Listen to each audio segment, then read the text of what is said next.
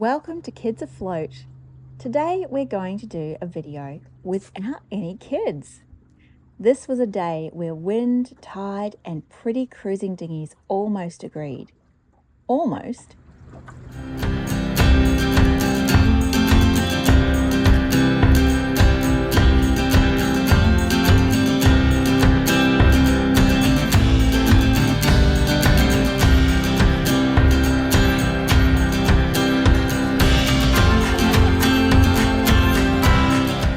Moreton Bay isn't known for generosity.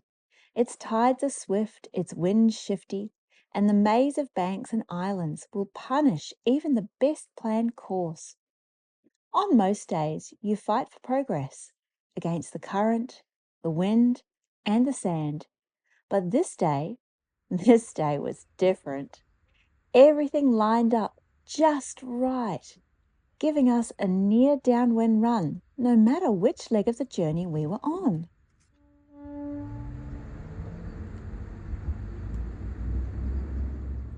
No kids in tow, and a rising tide on the chart. Dad brought his Lillistone first mate, and I launched the Oughtred Gannet, freshly re-rigged with a balanced lug sail. Gone was the old Gunter rig with its fussy hardware. In its place, a single halyard, no stays, and a sail that set like it had been waiting all along. The fine-tuning and adjustment of position and the rake had an excellent effect, but I'll go into that in more detail in another video. But this rig is simple, elegant, and just the thing for a light wind day. We launched at 8:30 from Wynham Creek in Redland Bay with the tide on the rise, but still low, around 0.25 metres. The wind was light from the southeast, and we pointed north towards Cuchimudlo Island to meet up with the Tindarra sailing group.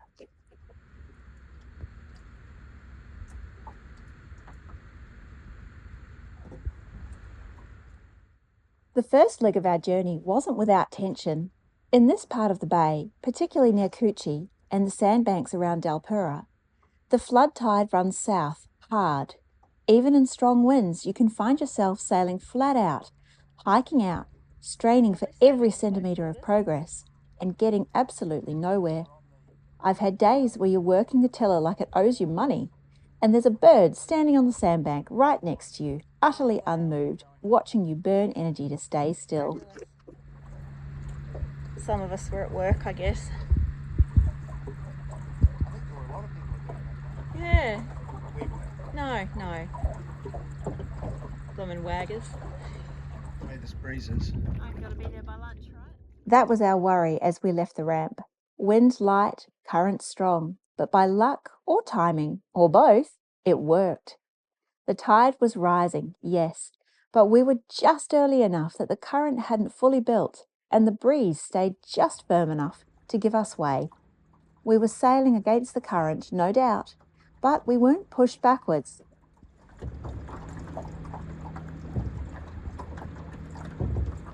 think that's just about the fastest car ferry I have ever seen. Border police heading off for something.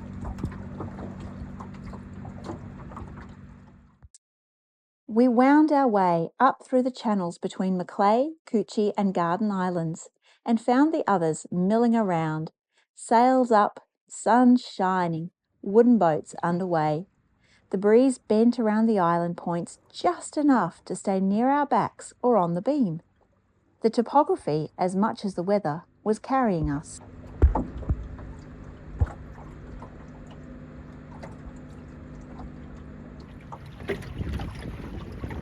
Nice gentle wind. Beautiful, isn't it?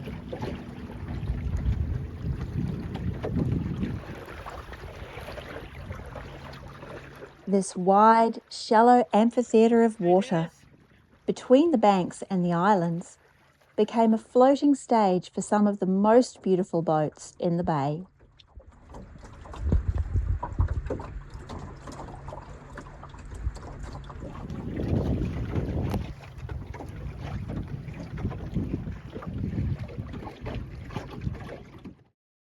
Ian bought Pug, his pickup pram, wide, flat, clever and calm.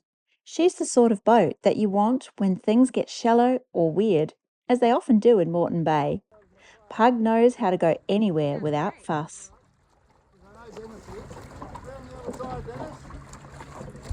Beautiful. Look at Pug go.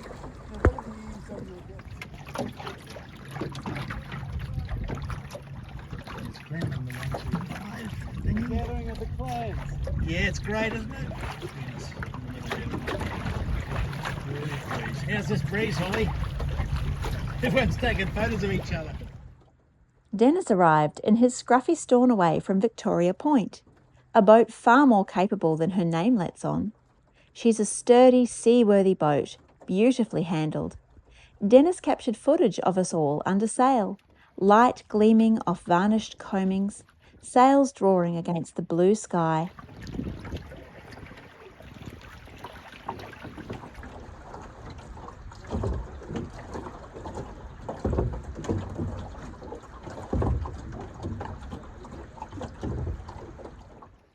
And then Ivan, in his Lillistone Phoenix, met my dad boat for boat. The Phoenix, narrower than Pannikin, matched the first mate's stability and grace. Both boats, cousins in design, carved smooth wakes, sailing side by side as if choreographed. It's hard to say who was leading and who was following. It really didn't matter.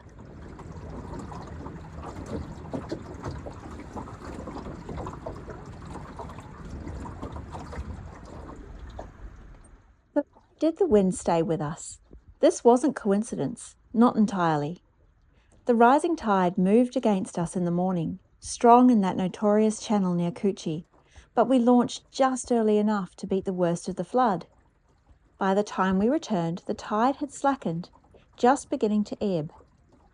The wind was light from the southeast, and it was shaped by the islands themselves. Topography really matters here. The sandbanks, trees, and open channels bend the breeze.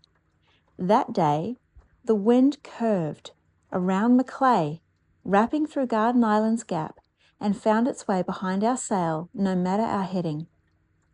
The shallows and the sun play a part too. As the sun heats the shallows, small pressure differences create local thermals. These can nudge the wind direction subtly, and that day they did so in our favour. But we've all had the opposite. Days when you're pulling hard, trimmed flat, soaked and maybe swearing, and the current pins you in place, while some white egret watches you from a sandbar like a judge in a long white coat. But not this time. On this trip, the time, the wind and the tide came along for the ride. We tacked and jibed, admired each other's boats, chatted across cockpits. It was light, relaxed sailing with just enough wind to move and just enough tide to keep you paying attention. From here, we rounded the northern tip of Macleay and pulled into Golden Sands Beach. Lunch, a pause in the day. The wind never dropped, never shifted hard. It just curved with us around the island.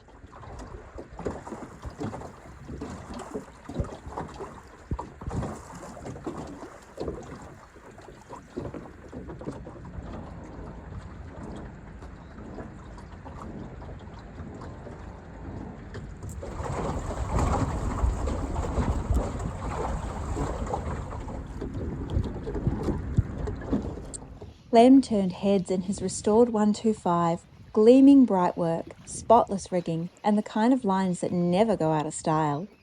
The 125's reputation as a training dinghy undersells how well she sails under a careful hand. Clem certainly made her potential very obvious.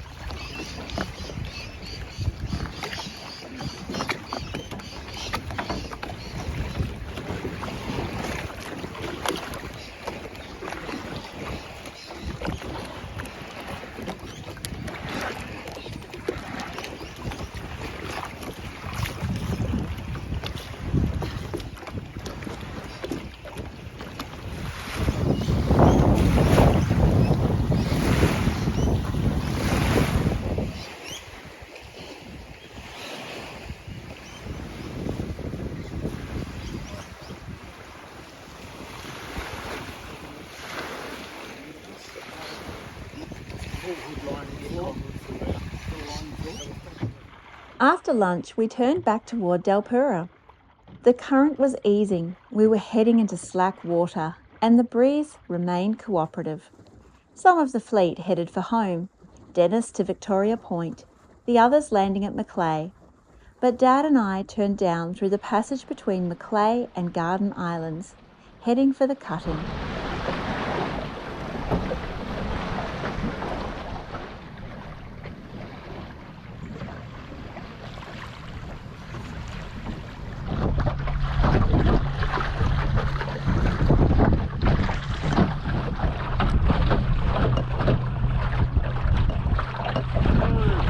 There you are.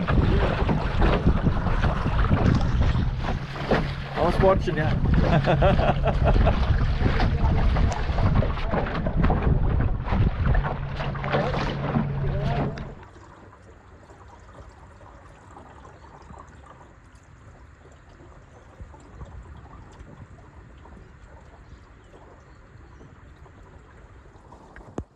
We timed it just right too, around 3 o'clock, just after the tide had peaked at about 1.63 metres.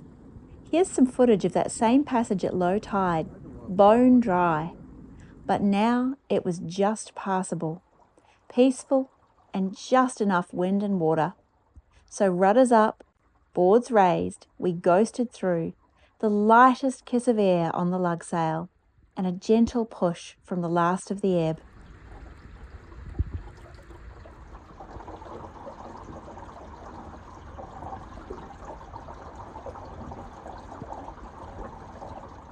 What an incredible day, showing just how crucial understanding the tides, winds and currents is to making way.